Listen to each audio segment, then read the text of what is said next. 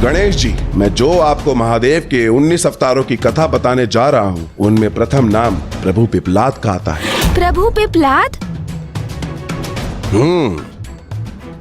मनुष्य जाति के कल्याण के लिए प्रभु ने अपनी लीला अनुसार साधारण मनुष्य के बालक के रूप में जन्म लिया।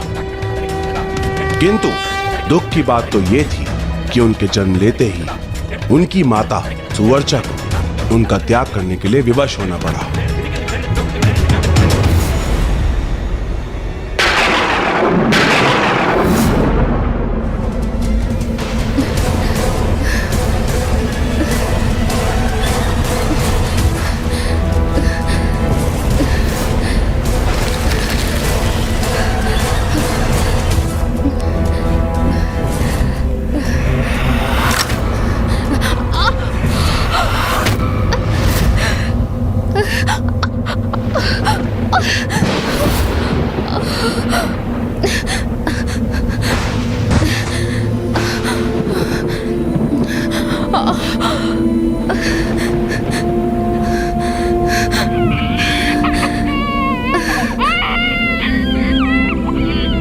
मेरे पुत्र का ध्यान रखिएगा।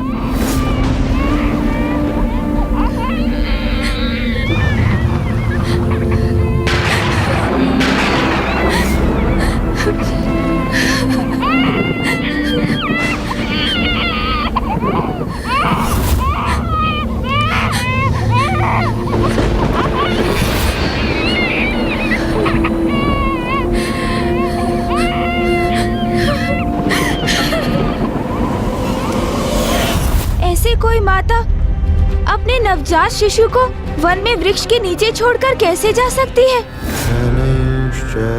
इसके कारण थे शनिदेव। शनिदेव?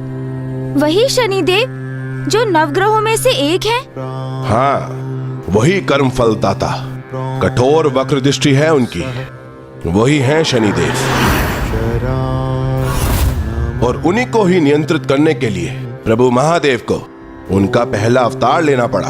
दशानन जी, सत्य तो ये है कि मेरे मन में भी शनिदेव को लेकर अनेकों प्रश्न हैं। सर्वप्रथम तो आप मुझे ये बताइए कि देव अर्थात तो देवता होता है, फिर ऐसा क्या कारण है लंकेश कि शेष ग्रहों को छोड़कर केवल इन्हीं एक ग्रह के नाम के बाद देव शब्द जुड़कर वे शनिदेव बन गए, जबकि वो तो मात्र 9 ग्रहों में से एक है। और ये भी कि मनुष्य हो अथवा देवता, सभी उनसे भयभीत क्यों रहते हैं, और विशेष रूप से उनकी वक्र दृष्टि का भय सभी पर क्यों छाया रहता है? उनके प्रत्यक्ष दर्शन क्यों नहीं हो सकते? उन्हें कर्मदाता क्यों कहा जाता है? और मैंने तो ये भी सुना था कि स्वयं भगवान शिव को भी शनिदेव से छिपने पर विवश होना पड़ा था। जब इतना प्रभावी और भयंकर है शनिदेव की दृष्टि का प्रकोप, तो फिर महादेव के अवतार ने उन्हें कैसे नियंत्रित किया? आप चिंता न कीजिए पार्वती नंदन, आपको आपके प्रत्येक प्रश्नों का उत्तर अवश्य मिलेगा, क्योंकि आपने ये प्रश्न उनसे किया है जो इन प्रश्नों के उत्तर देने का सामर्थ्य रखता है। महादेव के प्रथम अवतार श्री पिपलाद जी की कथा सुनाने के लिए मुझे और भी पीछे जाना होगा। सर्वप्रथम शनिदेव की जन्म कथा सुननी होगी आपको। हाँ हाँ अवश्य लंकेश, मैं तो ये कथा सुनने के लिए अति उत्सुक हूँ, किंतु उसके पूर्व कुछ जल तो ग्रहण कर लीजिए। ये लीजिए, जल ग्रहण कीजिए। अच्छा है, आप बार बार जल का पान करेंगे तभी तो लघु शंका भी जाएंगे लंकेश, और मुझे उसी क्षण की प्रतीक्षा रहेगी, क्योंकि आपको लघु शंका लगते ही आप ये आत्मलिंग मुझे थमाएंगे और मैं उसी क्षण पिता श्री महादेव के आत्मलिंग को भूमि पर रख दूंगा। इसलिए तो ये आवश्यक है कि मैं आपको कथा के मध्य में इसी प्रकार बार बार जल पान कराता रहूं। अब कहिए ना कथा। जैसे कि आपको ज्ञात होगा, शनिदेव सूर्य पुत्र हैं और सूर्य देव का विवाह विश्वकर्मा जी की पुत्री संज्ञा से हुआ था।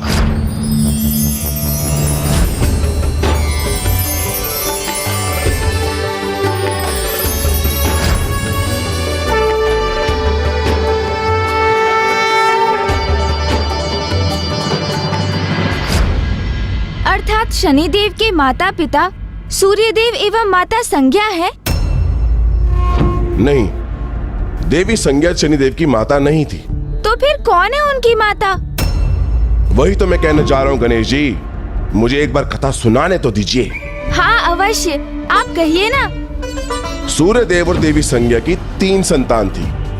प्रथम संतान मनु, फिर यम, और उनकी तृतीय संतान देवी यमुना थी, जो कालांतर में जाके यमुना नदी में परिवर्तित हुई। फिर शनिदेव का जन्म कब हुआ और उनकी माता कौन थी? ये लीजिए, जल ग्रहण कीजिए।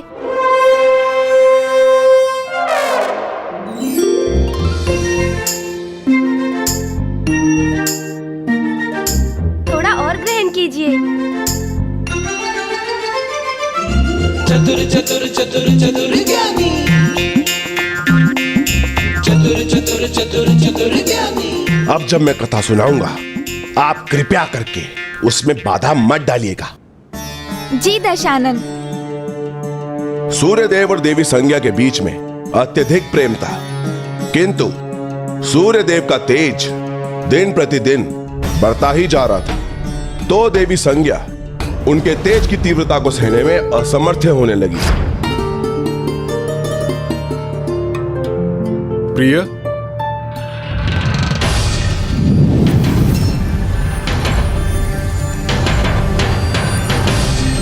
प्रिय,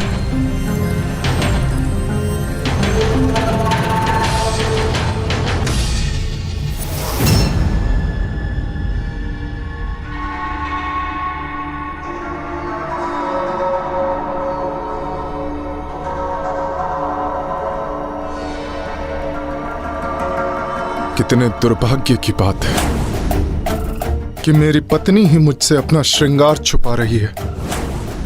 नहीं स्वामी, मैं स्वयं को आपसे छिपाने का प्रयास नहीं कर रही थी। मुझसे तो बस आपका तेज सहन नहीं हो रहा है। अर्थात अब मैं अपनी पत्नी, अपनी जीवन संगनी के लिए असहनीय हो गया हूं। तो क्या लाभ हमारे साथ निवास करने का? आप मुझे छोड़कर कहीं भी जाने के लिए स्वतंत्र हैं देवी। स्वामी, स्वामी, स्वामी, मेरी किसी बात को अन्यथा ना ले। बस, मुझे कुछ और नहीं सुनना।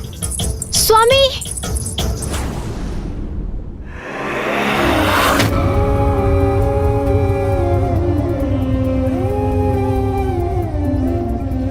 मेरे प्राणनाथ हैं आप, किंतु मैं क्या करूं? आपके तेज को सह पाना मेरे लिए असंभव हो रहा है। इसका तो एक ही उपाय है कि मैं घोर तप कर आपके तेज को सहने का सामर्थ्य प्राप्त कर सकूं।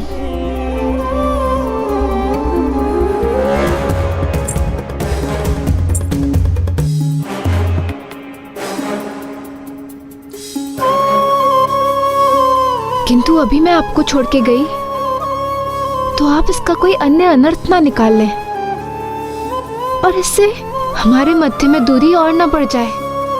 आपको और आपकी संतानों को ऐसे एकाकी छोड़कर मैं तो क्या, मेरी परछाई भी नहीं जाएगी। किंतु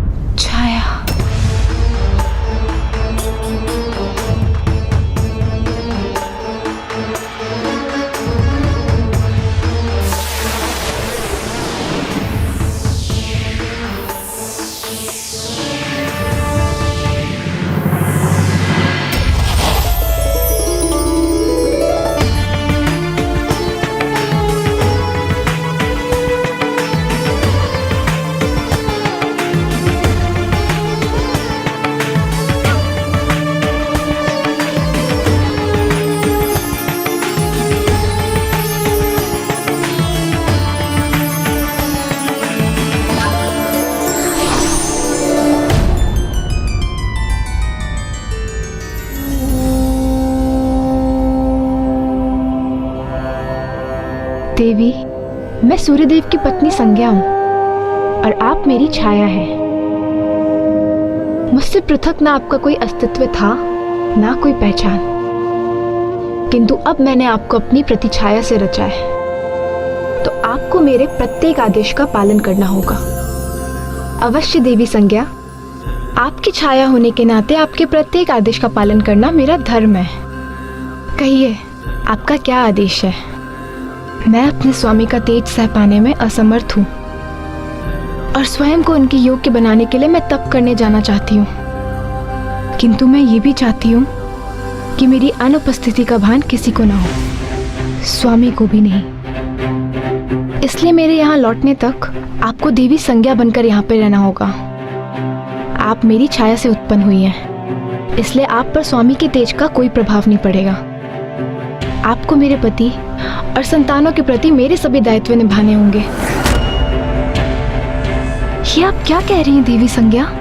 मेरे पति सूर्यदेव के साथ आपको गृहस्थ जीवन का निर्वाह करना होगा।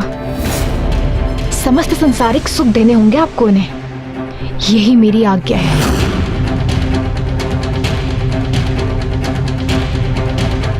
मैं उनके साथ गृहस्थ जीवन कैसे बिता सकती हूँ जो किसी अन्य स्त्री के स्वामी हैं? मैं उनके साथ ऐसा कपट कैसे कर सकती हूँ? नहीं, मैं आपके आदेश का पालन नहीं कर सकती। ये कैसी विडंबना है, कैसी विचित्र दुविधा में डाल दिया माता संज्ञा ने माता छाया को। कोई स्त्री किसी अन्य स्त्री के पति के साथ कैसे दाम्पत्य जीवन बिता सकती है? क्योंकि वो ऐसा करने में विवश जो थी। आपका ये रूप, रंग, आकार सब मेरा दिया हुआ है, इसलिए आप मेरे आदेश को नकार नहीं सकती। मेरा ये तप करना अति आवश्यक है और इस अंतराल में आपका यहाँ रहकर मेरे परिवार की देखरेख करना अनिवार्य है।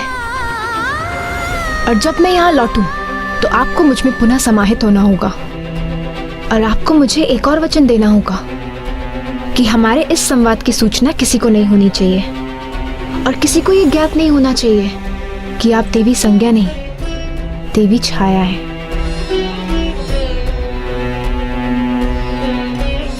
और वचन दीजिए कि आप मेरे स्वामी सूर्यदेव को सदा प्रसन्न रखेंगी।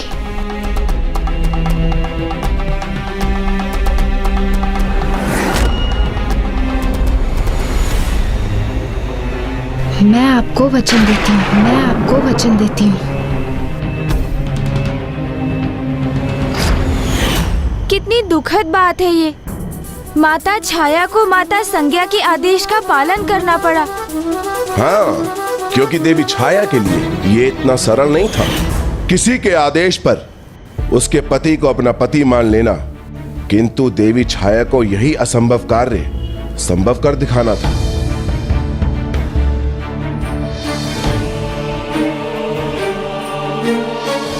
रुकिए।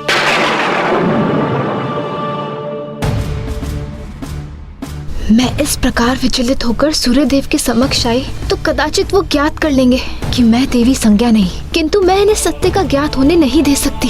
ये वचन दिया है मैंने देवी संज्ञा को।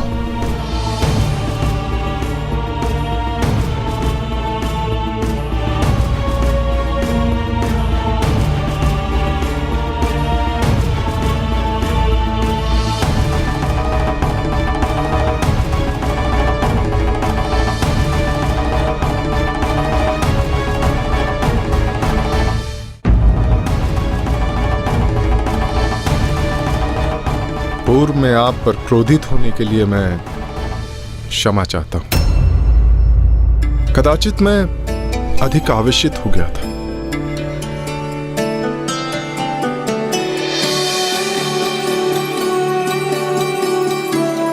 मैं तो आपसे अत्यधिक प्रेम करता हूं और क्षमा चाहता हूं कि मेरा तेज आपके लिए असहनीय हो जाता है।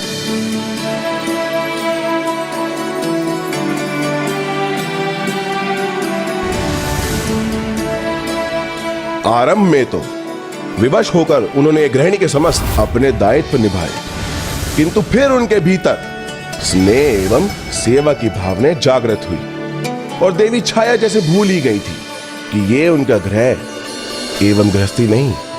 और शीघ्र ही वो समय भी आ गया जब उन्होंने सूर्यदेव और अपनी संतान को जन्म दिया। तो क्या यही शनिदेव थे? ये लीजिए, उत्तर देने के पूर्व जल ग्रहण कीजिए। मुझे ज्ञात है आपको बार बार टोकने से आप चिल्ला रहे हैं लंकेश, किंतु युक्ति तो मेरी यही है कि जलपान करा करा कर मैं आपका उदर इतना भर दूं कि आप लघु शंका जाने के लिए विवश हो जाएं, क्योंकि नहीं जा पाएंगे लंकेश तब लंका, जब उन्हें व्याकुल करेगी उनकी आई लघु शंका। चतुर गणेशा। नहीं, वह शनिदेव नहीं, मनु थे, जिनके जन्म के उपरांत देवी छाया ने अपनी गृहस्थी अर्थात चारों संतानों एवं सूर्य देव की सेवा में अपने आप को पूर्ण रूप से व्यस्त कर लिया। तो क्या सूर्य देव को कभी उनके वास्तविक परिचय को लेकर कोई संदेह नहीं हुआ? उन्हें संदेह तो अवश्य हुआ था, किंतु दो स्त्रियों में समानता कितनी ही हो, पति अपनी पत्नी को ना पहचाने ऐसा संभव नहीं। किंतु आरंभ में जो सूर्य देव को प्रतीत हुआ कि देवी संज्ञा के भेद में उन्हें जो प्रतीत हो रहा था, वो श्रृंगार की घटना के उपरांत देवी संज्ञा स्वयं में परिवर्तन ले आई, किंतु फिर भी उनका संक्षिप्त पूर्ण रूप से शांत नहीं हुआ और देवी छाया ने स्वयं को पूर्ण रूप से सूर्य देव के परिवार के प्रति समर्पित कर दिया। तो वो उनकी दूसरी संतान शनिदेव के साथ गर्भवती थी। तब कुछ ऐसा घटित हुआ कि पूर्ण रूप से सब कुछ परिवर्तित हो गया।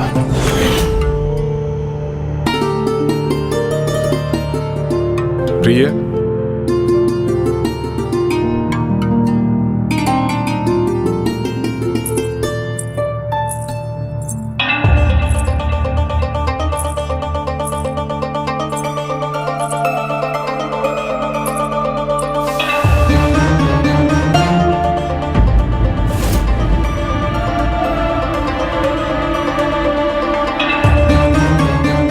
दर्पण पिघल गया, किंतु देवी संज्ञा पर मेरे तेज का कोई प्रभाव नहीं हुआ।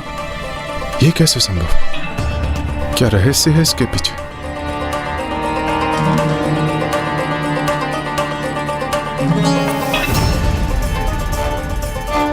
आप तो मुझे अपलक देख रही हैं। आपका तेज इतना दिव्य और इतना मनोरम है कि मन करता है कि बिना पलक झपकाए बस आपको ही देखते रहें। अच्छा, तो आपको मेरे तेज से कोई समस्या नहीं है? कैसी समस्या प्रभु? एक समय था जब आप मुझे एक क्षण भी नहीं देख पाती थी, और आज आप अलग देख रही हैं। वो सत्य था या ये सत्य है?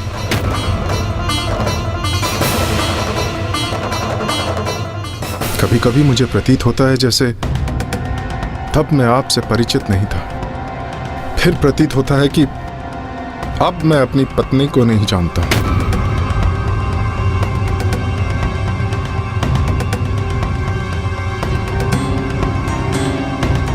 अब हमारे संबंध में वो दृढ़ता है जो पूर्व में नहीं थी। हम दोनों, हमारा परिवार आनंदित है, किंतु फिर भी एक दीर्घ समय से मुझे किसी कमी का आभास हो रहा है। आप ऐसा क्यों कह रहे हैं स्वामी? क्या मैंने आपकी सेवा में कोई कमी शेष रहने दी? क्या मैंने आपकी प्रत्येक आज्ञा का पालन नहीं किया? किंतु अनेकों बार आपको देखकर ऐसा प्रतीत होता है जैसे मेरी संज्ञा मेरे समक्ष होकर भी मेरे समीप नहीं। कभी कभी मुझे प्रतीत होता है कि मैं संज्ञा के साथ नहीं, उसकी छाया के साथ।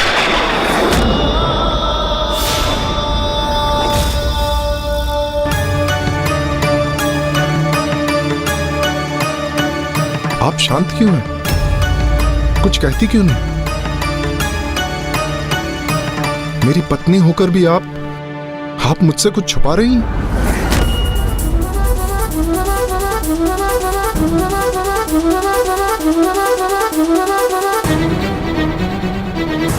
आपका इस प्रकार मौन रहना मेरे मन में अनेकों संशय उत्पन्न कर रहा है। कि आप मेरी पत्नी हैं भी या नहीं। मेरी आज्ञा का सदैव पालन करती है ना, तो फिर आज आपके मुख से एक भी शब्द उत्पन्न क्यों नहीं हो रहा?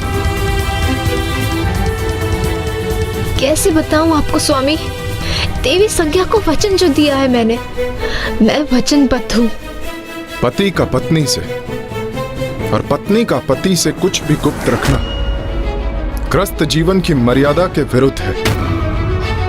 और आपका इस प्रकार मौन रहने का एक ही अर्थ है कि आप मुझसे कुछ गुप्त रख रही हैं। आप ऐसा क्यों सोच रहे हैं स्वामी? क्या मैंने आपके प्रति अपने प्रेम, श्रद्धा और सेवा में कोई कमी छोड़ी है? आपके नेत्रों और आपकी वाणी के भावों में भेद है देवी। वाणी कुछ और कह रही है और नेत्र कुछ और समझा रहे हैं। सत्य आप मुझे बताएंगी अथवा मैं स्वयं ज्ञात कर लूं, क्योंकि अब आपका मुझसे कुछ भी भेद रखना मेरे लिए अत्यंत कष्टदायक है। स्वामी सुनिए तो, स्वामी।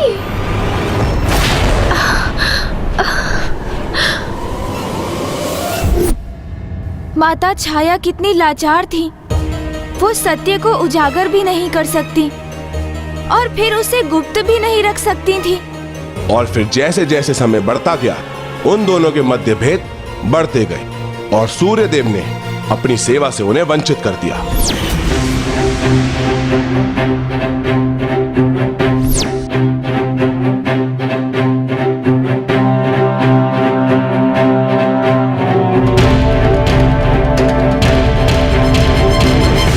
जैसे जैसे सूर्यदेव देवी छाया से दूर होने लगे, वैसे वैसे उनके गर्भ में पल रहे शिशु के क्रोध में वृद्धि होने लगी।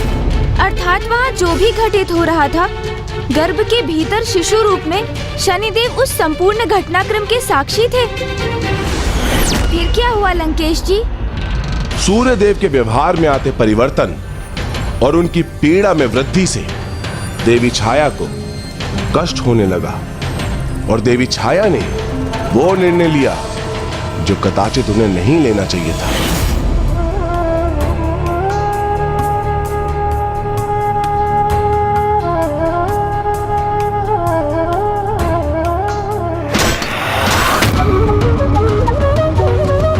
जब तक मुझे सत्य का ज्ञात नहीं होता, तब तक आपको मैं अपनी सेवा का अवसर नहीं दूंगा। आज से मैं आपको अपने सभी कर्तव्यों से मुक्त करता हूं।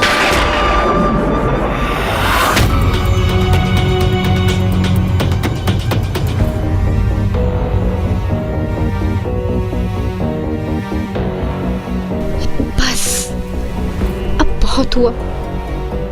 जब स्वामी ही मुझसे प्रसन्न नहीं है, तो मेरे यहाँ रुके रहने का कोई औचित्य ही नहीं है। स्वामी की इच्छा के बिना तो मैं वो कर्तव्य भी नहीं निभा सकती जो देवी संज्ञा ने मुझे सौंपे थे। यहाँ जो भी घटित हो रहा है के बारे में मुझे देवी संज्ञा को सूचित करना चाहिए। तो क्या माता छाया का माता संज्ञा के पास जाने से स्थिति अनुकूल हो गई, या फिर उनके लिए स्थिति और भी अधिक विकट प्रतिकूल हो गई?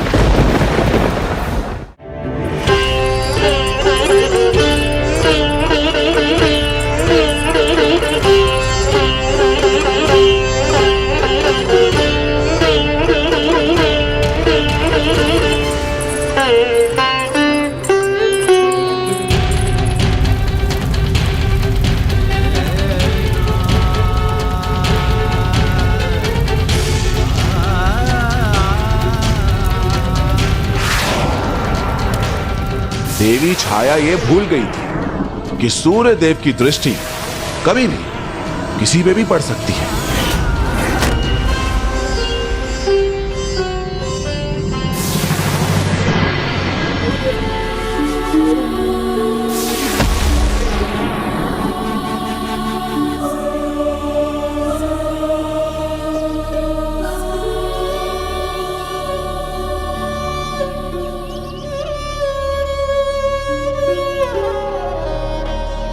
हे देवी, मैं बहुत बड़ी दुविधा में हूँ, मेरी सहायता कीजिए।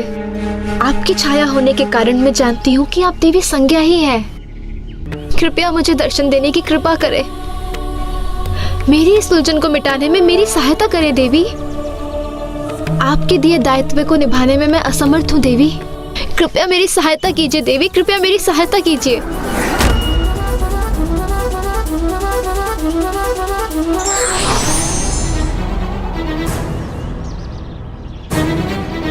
देवी संज्ञा। प्रिय,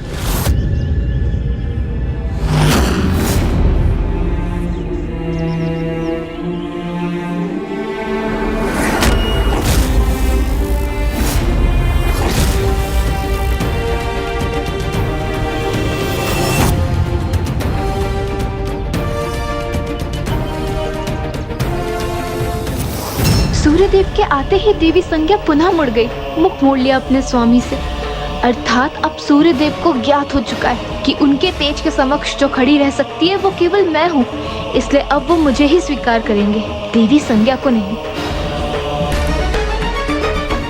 पुनः देवी संज्ञा को समक्ष पाकर सूर्यदेव उन्हीं की ओर बढ़ने लगे। स्वामी मेरे प्रति इतना कठोर क्यों हो गए? मुझ पर तनिक भी ध्यान नहीं है उनका।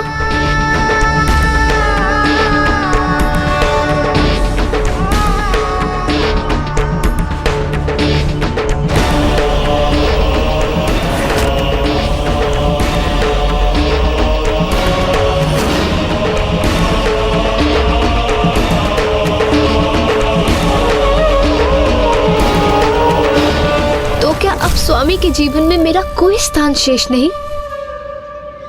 आप मुझसे इतनी दूर क्यों चली आई? आपका मेरे निकट न होने का आभास मुझे अनेकों बार हुआ, क्योंकि मुझे यह प्रतीत होने लगा था कि जो मेरे साथ है वो सत्य नहीं, मात्र एक छलावा है। मैं मात्र एक छलावा हूँ स्वामी के लिए?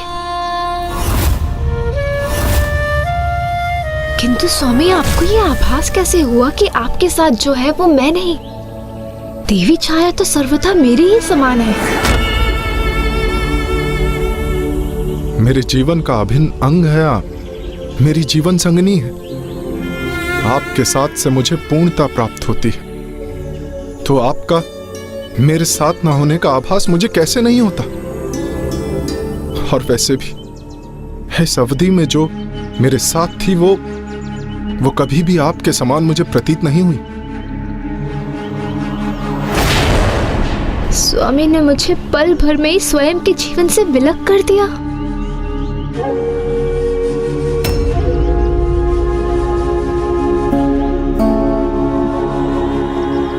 कैसे न ज्ञात होता मुझे कि आपके स्थान पर वो कोई और है, क्योंकि जब आप मेरे साथ होती हैं तो मेरे भीतर स्नेह का सागर उमड़ पड़ता है, और वो आपकी छाया, वो तो उस स्नेह सागर की कुछ बूंदों के समान ही थी। तो क्या स्वामी के लिए मेरे स्नेह का इतना ही मान है? आपका स्पर्श तो मुझे आनंदित कर देता है, किंतु देवी छाया के स्पर्श से मुझे तनिक भी आनंद का आभास नहीं होता था। स्वामी के लिए क्या इतना निरर्थक था मेरा स्पर्श? आपको अंक लगाकर मेरा तन मन शांत हो जाता है, किंतु देवी छाया को अंक लगाकर अधूरापन जैसे मेरे हृदय को चुभता था। मेरे साथ बिताए इतने वर्ष स्वामी को अधूरेपन का ही आभास होता रहा। जो सत्य उसका स्थान कोई मिथ्या प्रतिरूप कदापि नहीं ले सकता। देवी संज्ञा, आपके समक्ष आपकी छाया का कोई अस्तित्व नहीं है मेरे लिए। स्वामी के लिए मेरा कोई अस्तित्व ही नहीं? कैसी अभागिनी हूं मैं।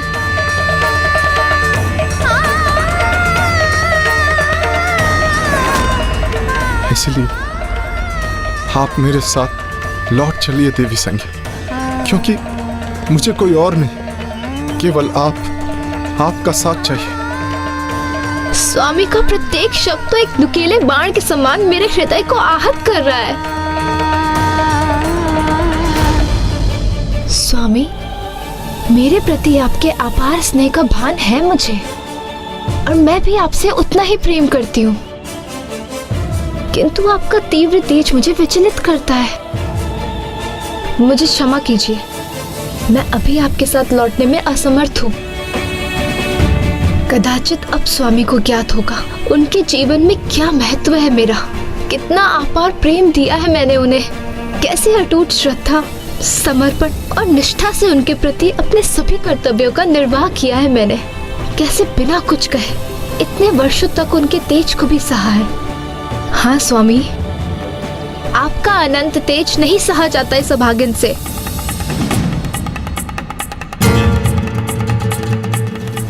अब ज्ञात होगा स्वामी को कि कितना त्याग किया है मैंने उनके लिए।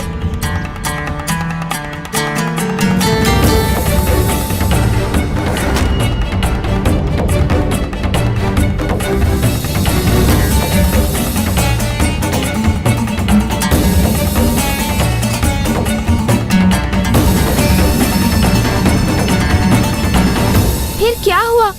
क्या किया सूर्यदेव ने? और अब जो हुआ वो देवी छाया के लिए और भी दुर्भाग्यपूर्ण था, किंतु ये दुर्भाग्य कारण बना उन शनिदेव के जन्म और प्रभु पिपलाद के इस प्रसंग से जुड़ने का, जो अब शीघ्र ही सबके समक्ष आने वाला था।